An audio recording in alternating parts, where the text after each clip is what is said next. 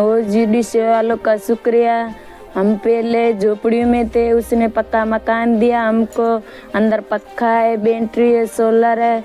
Kitchen खाना भी हमारे को दिया है, उसमें हम खाने पकाते हैं और किचन का रोटी का और सामान भी रखते हैं खाने पीने का। वॉशरूम दिया जिसके ऊपर टंकी लगी हुई है, मोटर लगा हुआ है, साफ पानी आता है 24 घंटे। पक्के रोड बना के दिए जिसमें और सीढ़ियाँ लगी हुई हैं हमारे घर में। और जी डीसीएल वालों का बहुत बहुत शुक्रिया।